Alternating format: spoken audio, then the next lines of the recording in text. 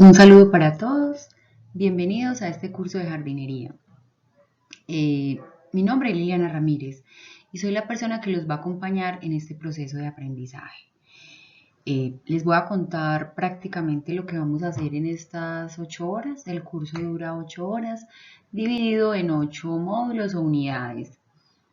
Les cuento también que esto es un curso general para jardineros, donde vamos a pasar por diferentes conceptos, todos muy generales, porque cada uno tiene una profundidad. Entonces ahorita lo que vamos a hacer es, en estas 8 horas, hacer como una generalidad de lo que ustedes necesitan saber como jardineros, aparte de la experiencia que cada uno ya tiene en su labor y en su sitio de trabajo, que es muy puntual y que pues cada uno lo aplicará según lo que necesite, y también que algunas cosas son teóricas que es necesario que ustedes sepan para actualizarse, para saber si no las conocían, entre otros. Entonces vamos a pasar a las unidades. Bueno, dentro del contenido tenemos como primera unidad una fundamentación en suelos. Aquí vamos a hablar sobre la importancia del suelo, cómo se forma el suelo, sus propiedades físicas y químicas. Y por último, vamos a mirar un poco cómo se hace un análisis de suelo, que es interesante que sepan. Vamos a ver unas generalidades de botánica, la morfología de las plantas, algunas generalidades, el origen vegetal, un poquito de la interacción con la fotosíntesis.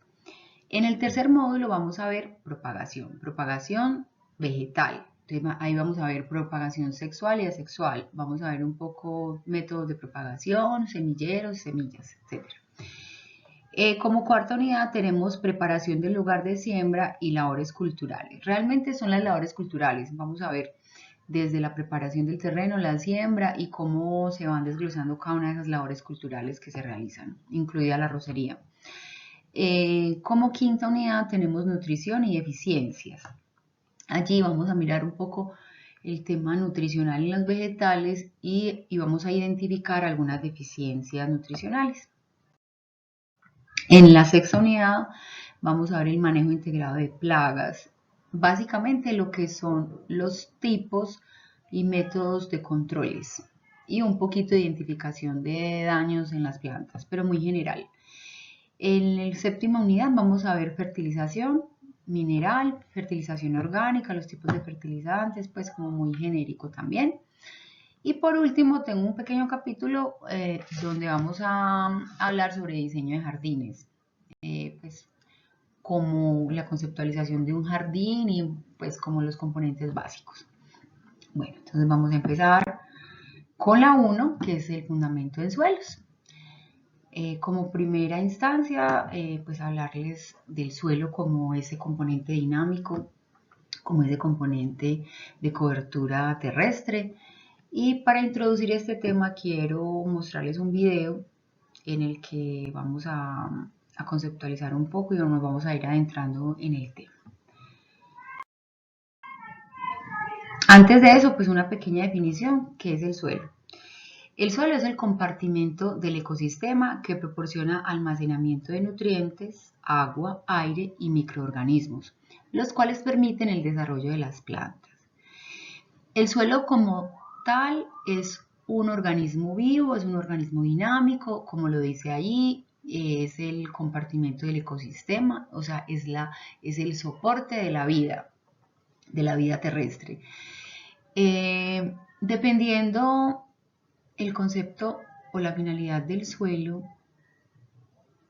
se va a apropiar a cada una de las ciencias. Por ejemplo, como jardineros sabemos o vamos a adentrarnos en el tema de suelo agrícola, ¿sí? Pero si fuéramos, por ejemplo, ingenieros civiles, estaríamos hablando del suelo como otro organismo.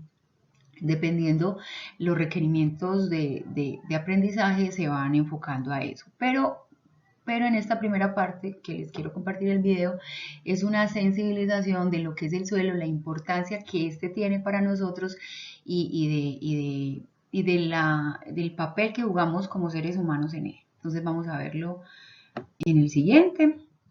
Lo voy a reproducir para que lo podamos ver. Ese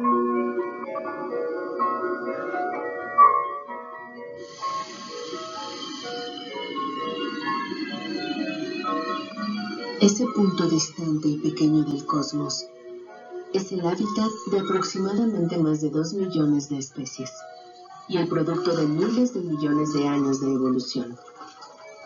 La mayor parte de esta biodiversidad se encuentra en el suelo bajo nuestros pies, pero hasta ahora solo se ha identificado el 1% de las especies del suelo. Esta biota del suelo constituye la mayor concentración de biomasa de cualquier parte del planeta y está compuesta por una cantidad inconmensurable de mega, macro, meso y microorganismos. Cada una de estas maravillosas criaturas juega un papel clave en la cadena trófica que mantiene el frágil equilibrio de la vida en los ecosistemas naturales y agrícolas. Si estas complejas interacciones se interrumpen, pueden causar un impacto irreversible para la vida en la Tierra, incluidos los seres humanos.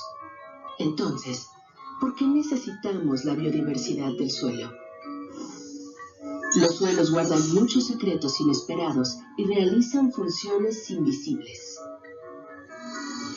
El descubrimiento de los antibióticos ha tenido un gran impacto en el aumento de la esperanza de vida humana. Los suelos tienen muchas otras funciones medicinales potenciales y posibles curas. La asociación natural entre las raíces de las plantas y los hongos microscópicos promueve una mejor nutrición y crecimiento de las plantas, tolerancia a los patógenos del suelo y a las condiciones climáticas adversas. A través de su función natural y metabolismo, los microorganismos del suelo son capaces de romper y desnaturalizar ciertos compuestos tóxicos y contaminantes resultantes de muchas actividades humanas. Parte de las emisiones de CO2 a la atmósfera, derivadas de la industria y la agricultura, pueden ser absorbidas por las plantas y almacenadas en el suelo, gracias a la descomposición microbiana que puede permitir la retención de carbono en el suelo durante largos periodos de tiempo. Este valioso servicio proporcionado por los organismos del suelo es clave en la mitigación del cambio climático. Por otro lado, la deforestación, los monocultivos y el sobreuso y mal uso de insumos agroquímicos degradan y reducen la salud de los suelos, disminuyen su resistencia a plagas y patógenos y provocan pérdidas de biodiversidad que ponen en peligro el delicado equilibrio que tardó miles de millones de años en evolucionar y especializarse. No solo podríamos perder una larga historia natural de especiación, especialización, evolución y adaptación, sino también la capacidad de los suelos para realizar funciones ecosistémicas esenciales. ¿Cómo podemos restaurar, manejar y conservar algo que no vemos directamente y de lo que no tenemos pleno conocimiento? Es nuestra responsabilidad colectiva crear conciencia sobre la importancia de la biodiversidad del suelo, promover la innovación tecnológica para preservar y mejorar la biodiversidad del suelo, incluida la restauración del ecosistema. Reconocer la biodiversidad del suelo como un proveedor clave de servicios ecosistémicos y como una de las principales soluciones basadas en la naturaleza para hacer frente a todos los desafíos mundiales actuales. Invertir en la compilación de mejores conocimientos sobre el estado de la diversidad del suelo y sus funciones, incluso por región y tipo de cobertura del suelo. Y desarrollar políticas basadas en evidencia científica para incorporar el manejo sostenible del suelo y la conservación de suelos con alta biodiversidad a través de todos los paisajes. Todo lo que comemos y bebemos pasa a través de la biota del suelo, una y otra vez. Por lo tanto, necesitamos suelos sanos para una comida sana, ambientes sanos, personas sanas y una vida sana. Empieza por ti. Dale voz al sonido de un suelo vivo. Mantén el suelo vivo. Protege la biodiversidad del suelo.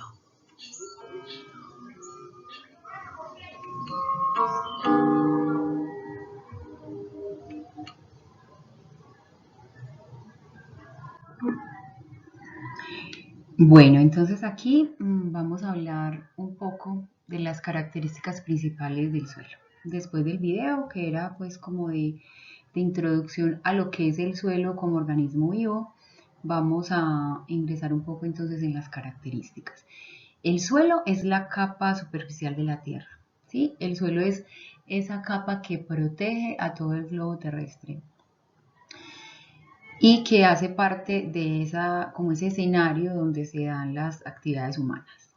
Es un material no consolidado, o sea, es un material disgregado, no es un material compacto, sólido, sino que es un material que siempre está en constante activación, degradación e interacción. El suelo es formado por minerales, ¿sí? Ahorita más adelante vamos a hablar de cuáles. Está formado también por agua, aire y microorganismos. El suelo es el medio donde crecen las raíces de las plantas, formando complejos y prolongados procesos. Aquí es donde inicia el proceso de la propagación vegetal y de otras interacciones, es donde empieza el trabajo. Entonces los suelos regulan las inundaciones a través de la permeabilización del agua. Los suelos son la base de la infraestructura humana, o sea, nuestro actuar lo hacemos en el suelo. El suelo es el hábitat de los microorganismos. Allí hay, como les decía ahorita, hay unas complejas interacciones. El suelo es el medio es el escenario de la biodiversidad. Y el suelo es el que proporciona alimentos para toda la vida humana. Los suelos también purifican el agua a través del ciclo del agua. Los suelos son el soporte de la vida de cualquier ser vivo del planeta. Y la idea de nosotros es que a través de nuestro actuar lo conservemos y no contribuyamos a su degradación, que es lo que está ocurriendo en este momento. Se proyecta que para el 2050 vamos a tener más de 9.000 millones de habitantes en el planeta. Y al ritmo que va la degradación de los suelos, pues no vamos a tener suelos con que producir comida para esa población. Y si pensamos en el 2050, no estamos muy lejos de esa fecha. Entonces, si no hacemos mitigación y una cultura del cuidado del suelo, no vamos a tener vida en el planeta. Entonces nos vamos posiblemente a extinguir o a pasar a otros estados. Entonces, la importancia del suelo, de cuidarlo, radica ahí. Y de hacer programas preventivos más que curativos, de cuidar de no saturar los suelos con fertilizantes innecesarios, con plaguicidas innecesarios. Es decir, tenemos que migrar como una producción más sostenible que pueda abarcar más biodiversidad y que se controle, que se mitigue esa degradación acelerada que está teniendo el suelo. Bueno, acá entonces vamos a adentrarnos a un aspecto que tiene que ver ya con la parte técnica de la formación del suelo. Aquí en el gráfico vemos 5 imágenes incorporadas en el mismo gráfico, siendo la 1 como la roca madre, ¿cierto? La roca madre donde se inicia, digamos, como la producción del suelo, por decirlo así. En el segundo gráfico, ¿cierto? Acá donde se ve un poquito de rupturita aquí ya como de esa roca, se visualiza lo que es la meteorización. ¿Qué es la meteorización? Es la acción física de algunos agentes por dilatación. Miren que ahí se ve como fracturadita esa roca. En la imagen 3 ya vemos una acción química, vemos ya degradación, vemos partículas, vemos que esa roca ya se ha sea como agrietado por acción de minerales, de agua, de ácidos, de todo lo que pueda llegar ahí como a contribuir a esa degradación. Ya vemos en el cuarto, que es este, vemos ya macroorganismos y posiblemente microorganismos que ya están actuando ahí, sumado a que a esa agua, a esa acción química, todo lo que ya venía sucediendo en esa roca. Y finalmente en la quinta imagen ya vemos degradación, vemos capa vegetal, vemos suelo. Entonces, esos pasitos que vemos ahí, que son más o menos el trabajo de unos 500 años de evolución de esa roca madre para convertirse en un suelo fértil, un suelo que pueda albergar vida y generar pues producción y vegetales, vemos cómo es un proceso de tiempo en el que más o menos la naturaleza se gasta unos 500 años en esa producción. Entonces, en ese mismo concepto vemos que el suelo es un recurso no renovable. Entonces, por eso la idea de que ustedes sientan y piensen que no es algo que nos va a durar toda la vida, que es algo que no se va a renovar y pues que debemos considerarlo como no renovable y que por ende debemos cuidarlo porque es el sustento de nuestra vida. Entonces, en ese sentido vamos a continuar con los otros aspectos ya un poco más técnicos dirigidos a lo que es el suelo para el conocimiento de nosotros. Bueno, acá tenemos un esquema del suelo y acá se llaman horizontes. Visualícese más o menos como cuando uno pasa por una vía, por una carretera y ve de pronto un barranco, que así le llamamos, como un barranco donde se visualizan unos horizontes como unos colores del suelo. Realmente esta es pues como una foto o una imagen desde la roca madre que ahí aquí en la diapositiva está como material parental, que es esta partecita de acá abajo, que sería como la roca madre, igual a lo que vimos ahorita anteriormente. Bueno, vamos entonces a empezar con los horizontes que están catalogados como A, B, C y D. Entonces, partiendo del D, que sería como ese primerito, ¿cierto? La roca madre, pasamos al subsuelo, que el suelo tiene subsuelo y hay otro horizonte que es el suelo, que es el que ya nosotros utilizamos para producción. Es un suelo donde ya se identifican propiedades físicas y químicas, donde ya se palpan como ciertas texturas. Y por último, en el horizonte A, de arriba hacia abajo, sería la capa orgánica. La capa orgánica donde vemos lo que nosotros vemos como ese material, ese suelo negro, como esa tierrita negra que nosotros le llamamos así, esa es la capa orgánica y sería el horizonte A de este esquema. Muy importante que vayamos como tomando nota de lo que se está diciendo, porque al final hay una pequeña evaluación donde ustedes van a responder unas preguntas que tienen que ver con todo lo que les estamos transmitiendo acá. Entonces, aquí pues igual como es un curso grabado donde no hay interacción, es un poco difícil pues como este tipo de evaluación. Sin embargo, y por eso les digo que pongamos mucha atención y tratemos como de estar muy enfocaditos para poder ir adquiriendo los conocimientos. Voy a tratar de ser muy clara. Como les dije ahorita, es un curso para operarios, entonces en ese mismo lenguaje trataré de hablarles. Sin embargo, hay unos conceptos técnicos de los cuales es muy bueno que ustedes también se apropien para que hagan parte pues como de su saber. La idea es pues como aprender cosas nuevas también. Vamos a pasar entonces a las propiedades físicas, químicas y biológicas del suelo. ¿Qué son las propiedades físicas, químicas y biológicas del suelo? Son unos aspectos que se identifican en el suelo. Entonces, como para ser un poquito claro, entonces, las propiedades físicas del suelo son las que nosotros podemos ver. Color, textura, estructura, ya las vamos a ver. Las propiedades químicas y biológicas son las que no podemos ver, están al interior de ese suelo que estamos viendo. Por ponerles un ejemplo, un computador tiene una parte física, ¿cierto? Que sería como el hardware, ¿cierto? Las propiedades físicas del suelo serían más o menos comparables con el hardware en un computador. ¿Qué es el hardware? El equipo, el monitor, el mouse, el disco, esas son las propiedades físicas, si fuéramos a compararlo, las que yo puedo ver. Y las propiedades químicas y biológicas son las que no podemos ver. Entonces sería el software de un computador, ¿cierto? Entonces serían los programas, básicamente.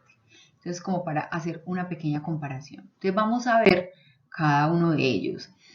Voy a mostrarles, voy a ser muy gráfica, voy a mostrarles muchos videos cortos, pero la idea es desglosarlos después para que ustedes apropien la información. Entonces vamos a empezar con las propiedades físicas del suelo en videíto.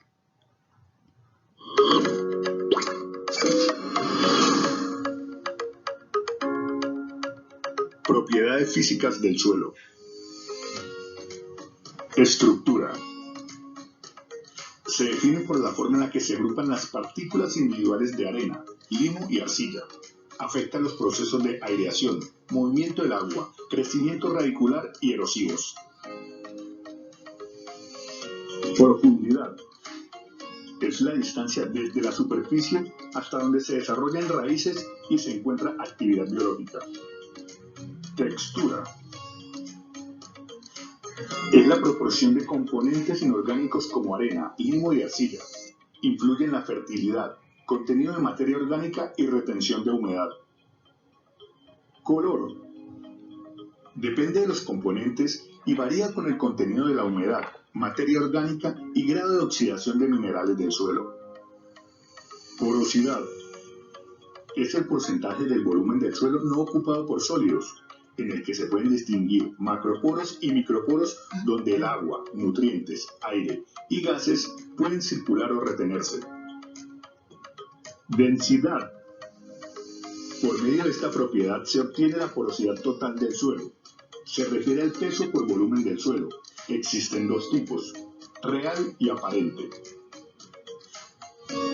Consistencia.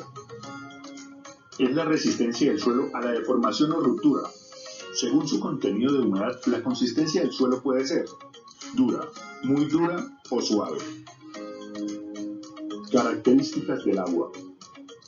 El agua en el suelo puede ser almacenada o fluyente y afecta la formación del suelo, su estructura, estabilidad y erosión.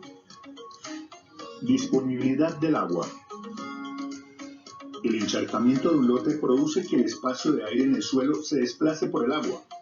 Se denomina capacidad de campo a la cantidad de agua que el suelo es capaz de retener luego de ser saturado y dejado drenar libremente. Movimiento del agua. El movimiento del agua en el suelo es debido a varios tipos de fuerzas como la gravedad, ascenso capilar y ósmosis.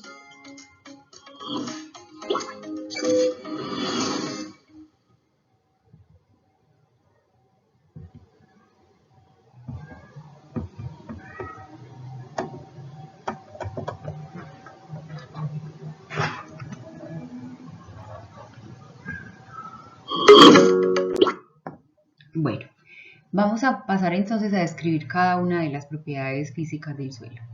La estructura es la forma como están dispuestas las clases texturales, sea granular, columnar, prismática y laminar. Voy a mostrarles acá una foto o una imagen donde podemos visualizar más o menos eso. Si recordamos ahorita, el suelo sale de una roca madre y esa forma que toma el suelo, como la que vemos acá, puede ser de diferentes maneras. Entonces, según esa roca madre, según esas características de esa roca, va a ser una estructura o granular, prismática, masiva, laminar, blocosa, ¿sí? Eso que tiene, pues, ¿para qué nos sirve saberlo? Porque dependiendo de esa estructura, el suelo va a absorber el agua y la rapidez de liberarse del agua va a ser rápida, moderada o lenta. Esta estructura pues la cambia mucho la mecanización, los cambios que se le hacen al suelo. Sin embargo, es importante conocer esta propiedad para tener una idea de cómo va a ser la absorción del agua y otras múltiples actividades. Bueno, continuamos con la textura. ¿Qué es la textura? La textura tiene que ver con los materiales que constituyen ese suelo. Entonces, como ese suelo viene de unos minerales, arenas, arcillas, limos, entre otros, entonces la textura es lo que me indica si el suelo es arenoso, arcilloso o limoso. Vamos a mirar acá un video donde se explica muy bien cómo identificar la textura tanto en laboratorio, que eso pues no lo hacemos directamente, pero si hay una en campo.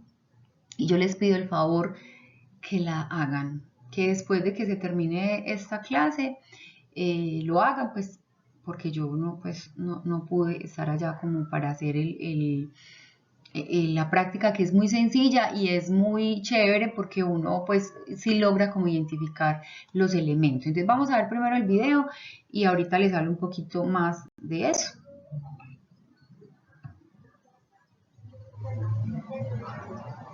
Textura. Es la proporción relativa en que se encuentran las partículas de arena, limo y arcilla en el suelo. Importancia.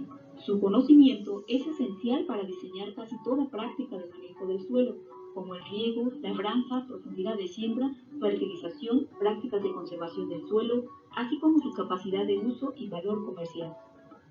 La unidad de medida se expresa en porcentaje. Existen dos formas para determinar la clase textural. 1. El laboratorio. Esto se realiza cuando se necesita determinar cuantitativamente el tamaño de las partículas. El resultado del laboratorio es la proporción de arena, limo y arcilla del suelo. Con estos valores se entra a un diagrama conocido como triángulo textural, donde se puede identificar la clase textural. Ejemplo. Supongamos que tenemos 37.48% de arena, 38% de limo y 24.52% de arcilla. Para determinar la clase textural, primero hay que ubicarnos en el triángulo textural. Ubicar el porcentaje de arena de nuestra muestra, que es 37.48%, en la base del triángulo y seguir una línea en sentido ascendente hacia la izquierda. Posteriormente, localizar el porcentaje de arcilla de nuestro resultado, que es 24.52%, en el diagrama a lo largo del lado izquierdo del triángulo, y seguir la línea horizontal hacia la derecha, hasta que se encuentre la línea que representa la arena, y a la intersección se le llamará punto cero. Este punto indica la clase textural de la muestra de suelo. Compruebe si este punto corresponde al porcentaje de limo de su análisis, siguiendo una línea desde el punto cero hacia la derecha hasta alcanzar la escala de porcentaje de limo que aparece en el lado derecho del triángulo. 2. En campo. Para determinar la clase textural, el primer paso es colocar aproximadamente 25 gramos del suelo en la palma de la mano. Añadir gotas de agua sobre ella, procurando humedecerlo y amasar el suelo para romper todos los agregados. Intentar hacer una bola con el suelo, manipulándolo entre las palmas de la mano y ejercer una pequeña presión. Si el suelo no permanece en forma de bola, es arenosa. Si el suelo forma la bola, intentar hacer una cinta colocando el suelo entre el pulgar y el índice, empujando suavemente hacia arriba con el pulgar, buscando formar una cinta de grosor y ancho uniforme. Si no es posible formar la cinta, el suelo es arenoso franco. Si el suelo logra formar una cinta débil menor de 2.5 centímetros de largo antes de romperse, pertenece al grupo franco. Si el suelo logra formar una cinta mediana de 2.5 a 5 centímetros de largo, pertenece al grupo franco-arcilloso. Si el suelo logra formar una cinta fuerte de 5 centímetros o más, pertenece al grupo arcilloso. Para determinar la clase textural de los grupos franco, franco-arcilloso y arcilloso, mojar excesivamente una pequeña pizca de tierra en la palma y frotarla con el dedo índice y el pulgar. Para el grupo franco, es franco arenoso cuando el suelo se siente muy arenoso. Es franco limoso cuando el suelo se siente muy liso. Es de clase textural franco. No predominan la arena ni la suavidad. Para el grupo franco arcilloso, es franco arcillo arenoso cuando el suelo se siente muy arenoso. Es franco arcillo limoso cuando el suelo se siente muy liso. Es franco arcilloso cuando en el suelo no predomina la arenilla o suavidad. Para el grupo arcilloso, es arcillo arenoso cuando en el suelo se siente muy arenoso. Es arcillo limoso cuando el suelo se siente muy liso. Es arcilloso cuando el suelo no predomina la arenilla o suavidad. Características agronómicas de la textura del suelo. Un suelo arenoso tiene buena aireación, buena infiltración, buen drenaje, baja posibilidad de compactación, alta facilidad de labranza, baja fertilidad potencial, baja habilidad para almacenar nutrimentos, mayor penetración radical, baja capacidad para retener y proporcionar agua y bajo escurrimiento superficial. Un suelo arcilloso tiene mala aireación, baja infiltración, mal drenaje, alta posibilidad de compactación, baja facilidad de labranza, alta fertilidad potencial, alta habilidad para almacenar nutrimentos, menor penetración radical, alta capacidad para retener y proporcionar agua y alto escurrimiento superficial. Un suelo franco tiene una mezcla equilibrada de todas las características del suelo. Por lo tanto, un suelo de textura franco es idóneo para la agricultura.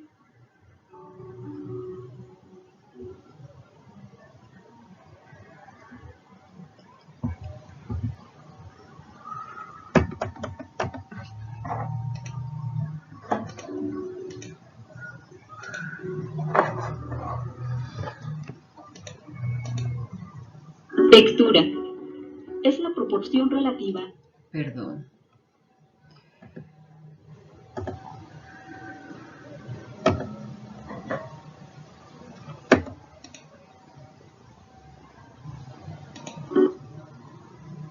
Textura. Bueno, acá vemos en esta fotografía un suelo arenoso, después de hacer el ejercicio que vimos ahí, que se humedece y se trata pues como de identificar. Dentro de los análisis de suelo, cuando se envía un análisis de suelo, que ahorita les voy a contar cómo se hace, el laboratorio envía un informe de ese análisis y este informe pues lo revisa el ingeniero agrónomo y hace todas las interpretaciones y todas las recomendaciones según lo que arroje el análisis.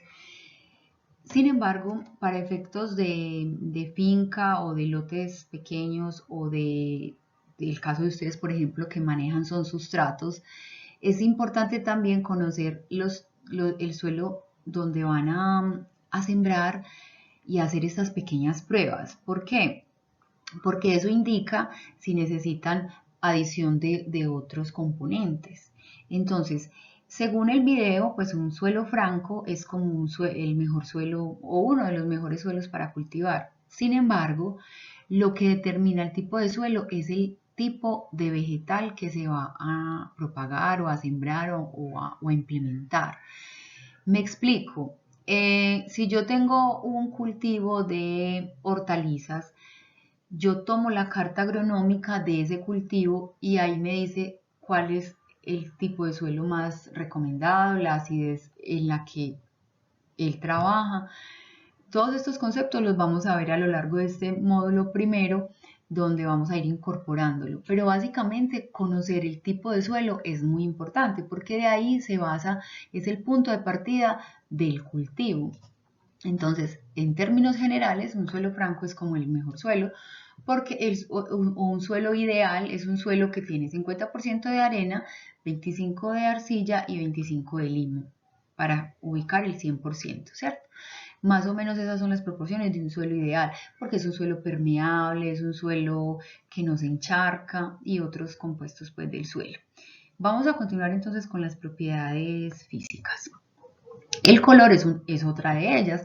Entonces, el color del suelo no es que afecte el comportamiento del suelo como lo hacen las otras propiedades. ¿Qué me indica el color del suelo? De los minerales que viene esa roca madre posiblemente. Es decir, los minerales como el hierro y otros le dan un color característico al suelo. Entonces pueden ser grises, negros, blancos, rojos, etc. Eso lo determinan una cantidad de aspectos, entre ellos pues los minerales de los que viene la roca madre. Aquí vamos a ver una fotografía donde se pueden visualizar los colores en los que podemos encontrar los suelos.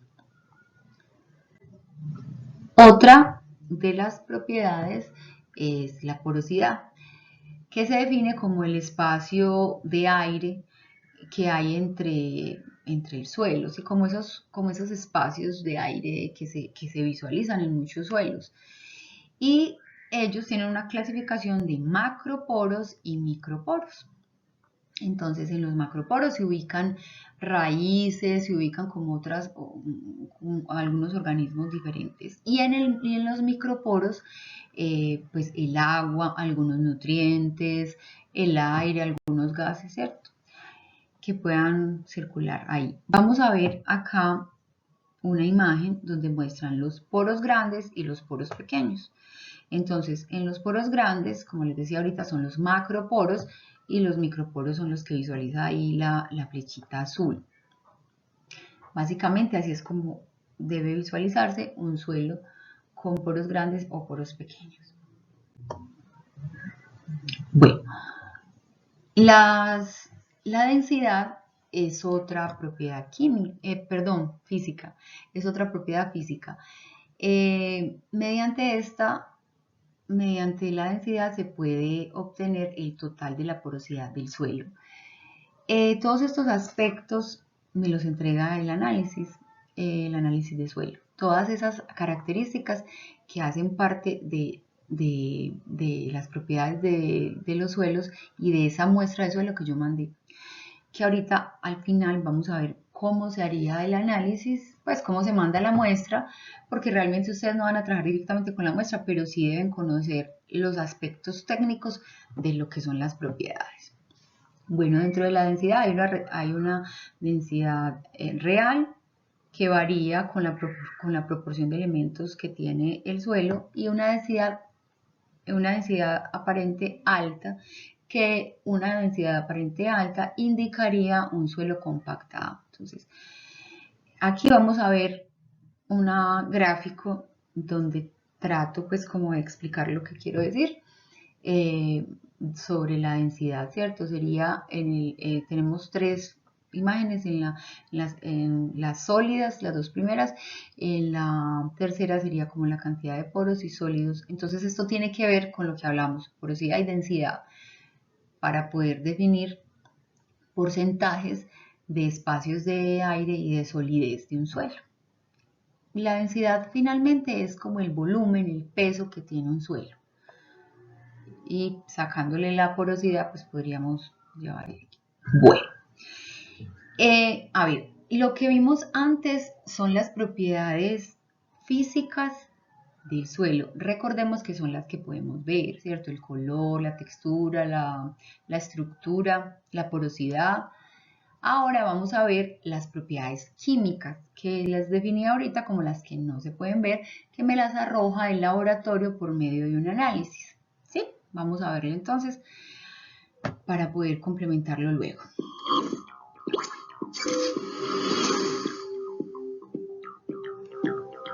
Propiedades químicas del suelo.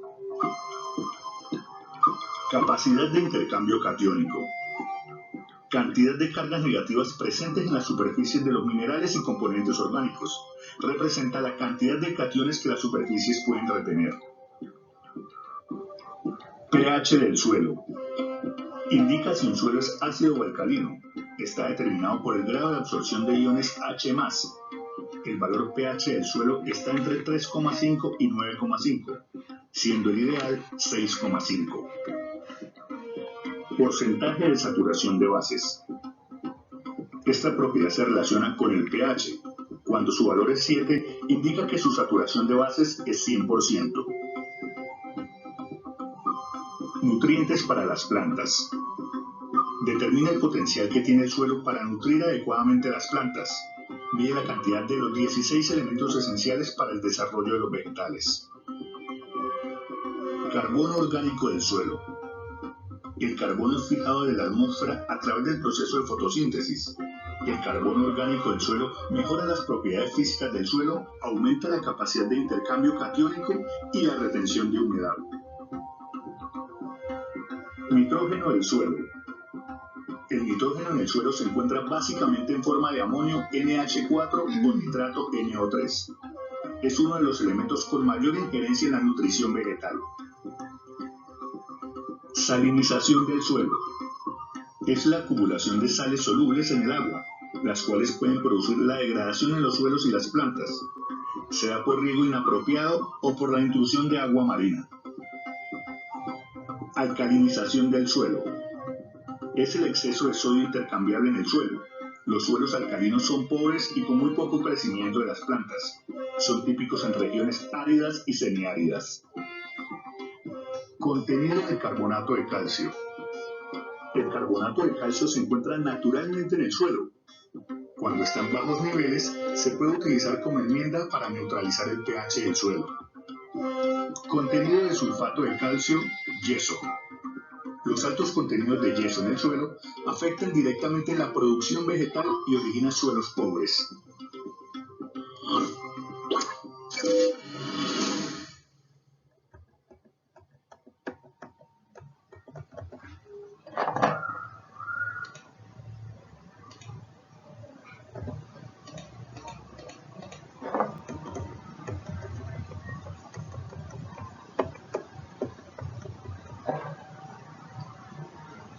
¿Cómo hago para salir?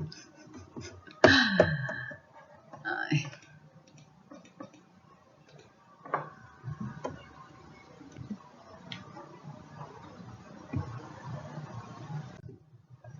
Bueno, entonces vamos a empezar a hablar de las propiedades químicas del suelo.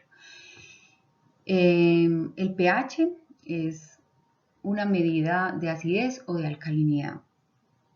El pH se encuentra en muchos otros estados. Por ejemplo, la saliva nuestra tiene un pH y otros fluidos. El pH en el suelo es considerado como una de las principales variables para la fertilización y para su proceso pues, en general, ya que controla muchos procesos químicos y afecta específicamente la disponibilidad de los nutrientes en las plantas. El pH es fundamental para definir. Hay unas plantas que tienen unos tipos de pH específicos para surgir y la disponibilidad de los nutrientes afecta su desempeño.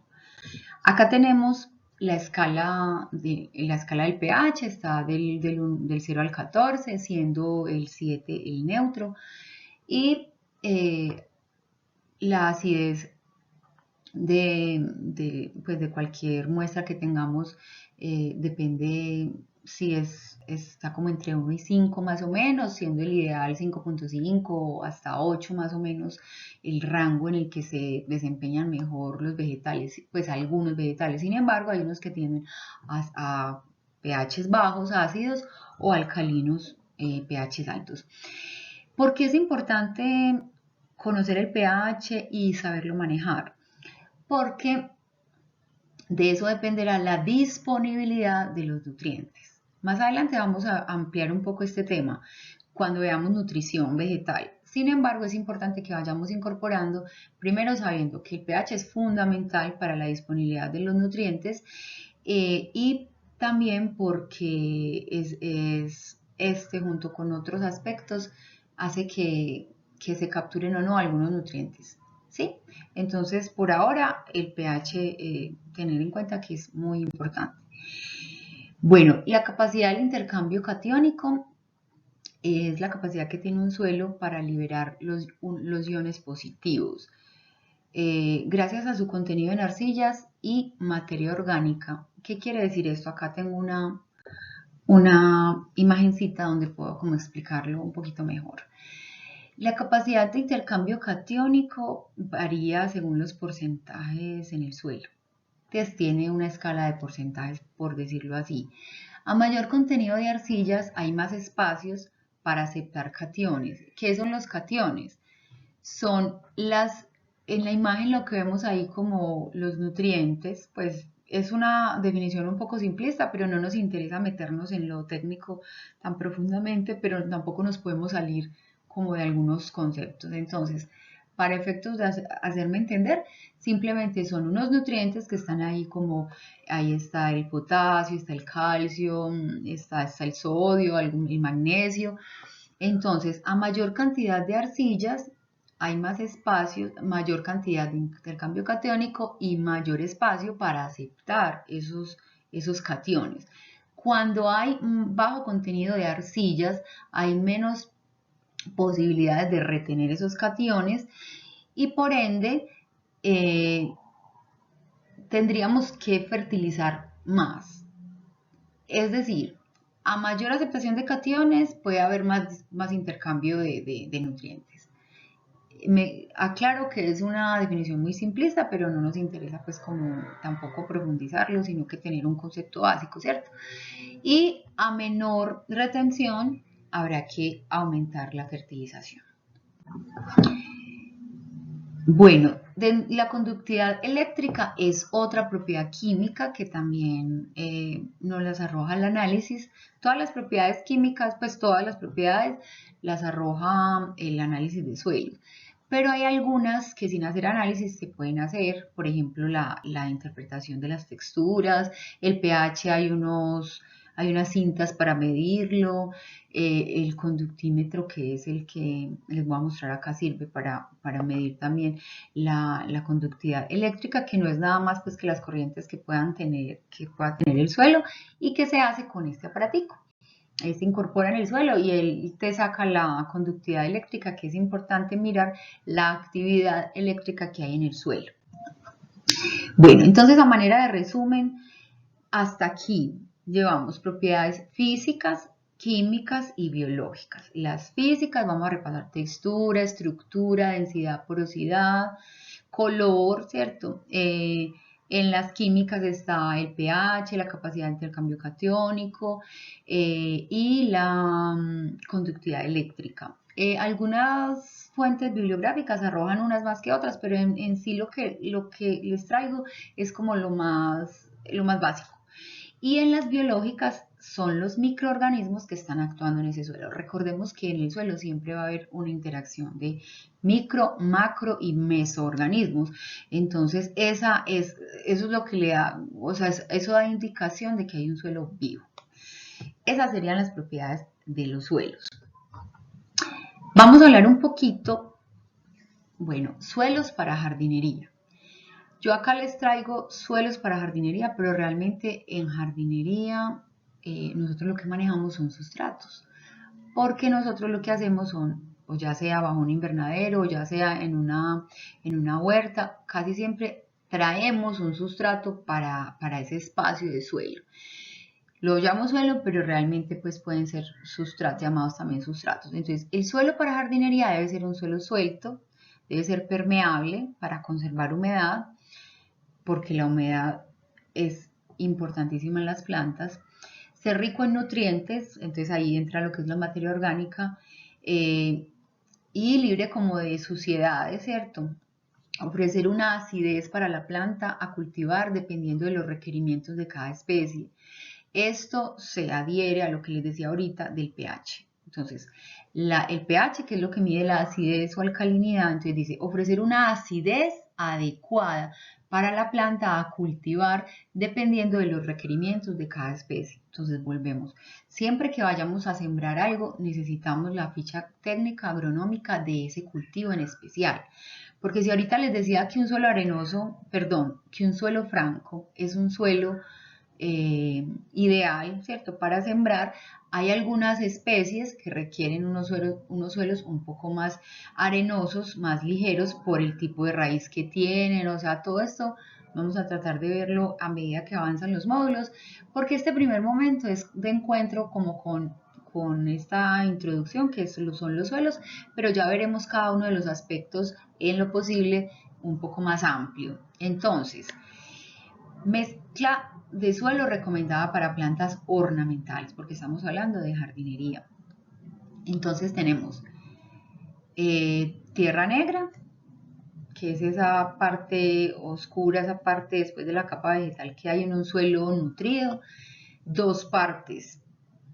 Una parte de abono bien descompuesto, que sería, pues, llámese bokashi, humus, lombricultivo o humus, el mismo compostaje y muchos otros, pues un abono hecho, ¿cierto? Que esté bien descompuesto, que ya haya tenido pues todo el proceso de fermentación y que esté bien descompuesto. De arena se recomienda una parte y esta debe ser de río. Entonces, se mezcla, ¿cierto? Esa es como la mezcla y se dispone pues para la siembra.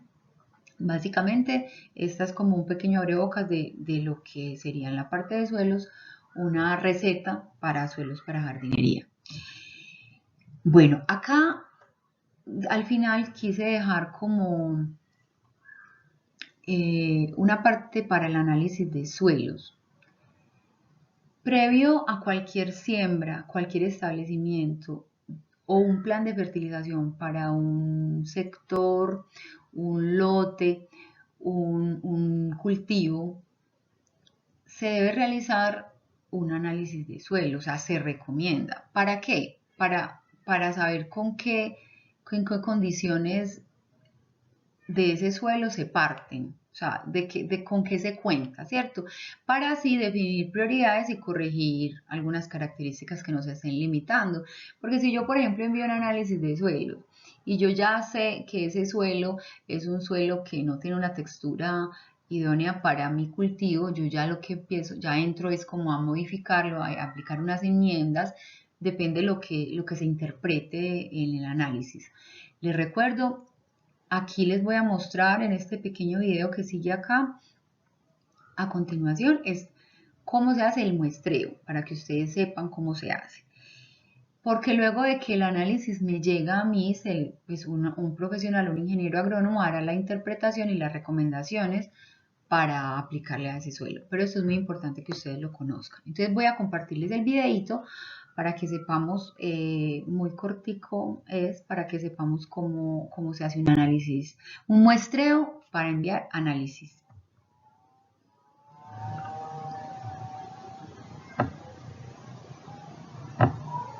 Hola, el día de hoy mostraremos cómo tomar una muestra para análisis de suelo, la cual nos sirve como apoyo técnico para realizar nuestros planes de fertilización.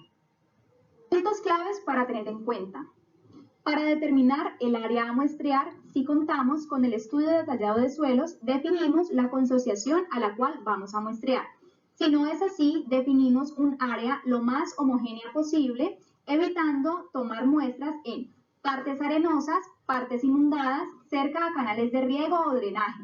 Representatividad de la muestra. Por lo general, una muestra debe representar un área de hasta 10 hectáreas, tomando entre 15 a 20 submuestras. En cuanto a la profundidad de muestreo, debe realizarse a 20 centímetros y debemos llevar esta muestra en el menor tiempo posible a un laboratorio de química certificado por el ICA. Los materiales que necesitamos son un palí o barreno, un balde, bolsa plástica, idealmente que sea hermética y nueva, machete y un rótulo con el cual vamos a identificar la muestra. Procedimiento. Primero, limpiamos la superficie a la cual vamos a tomar la submuestra. Procedemos a hacer un corte en V, manteniendo 20 centímetros de profundidad. El suelo debe contar con humedad. Tomamos una porción o rebanada entre 2 a 3 centímetros de espesor de uno de los extremos de la V. Eliminamos los laterales. Una vez tenemos la sección que representa los 20 centímetros de suelo, la ponemos en el balde. Continuamos tomando las submuestras, bien sea haciendo recorrido en zigzag o de manera aleatoria. Entre más cantidad de submuestras, más representativa será la muestra. Luego de haber tomado las submuestras, las homogenizamos en el balde y sacamos 1 kilo de suelo, el cual vamos a depositar en la bolsa. Procedemos a marcar la muestra. Nos dirigimos a llevar la muestra al laboratorio.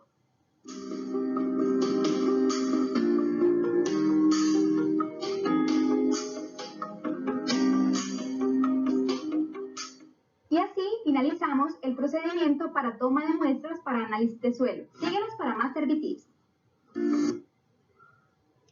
Bueno, entonces ahí teníamos cómo se hace el muestreo para enviar al laboratorio. Ahí está pues muy claro cuáles son las recomendaciones para hacerlo. Es muy sencillo y pues si la persona, la empresa o el lugar donde ustedes se vayan a desempeñar tienen estos análisis ya establecidos, es maravilloso porque eso lo que hace es garantizar que lo posterior a todo el cultivo va a ser pues va a tener unos buenos resultados. Entonces, esta fue como la primera parte de este módulo.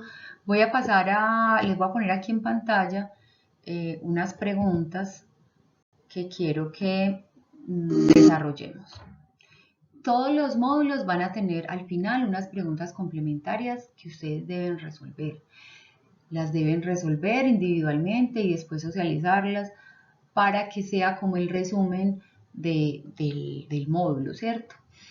Entonces, ¿cuál es el mejor suelo para cultivar? Es la primera. ¿Qué diferencia se encuentra entre un suelo y un sustrato?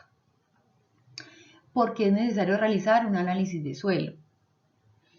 Y defina brevemente las propiedades físicas y químicas del suelo. Aquí prácticamente pues se resume como lo que vimos hoy. Entonces espero que se haya comprendido, que haya quedado claro y que resuelvan las preguntas con base en lo que vimos. Entonces nos vemos en la próxima oportunidad. Muchísimas gracias.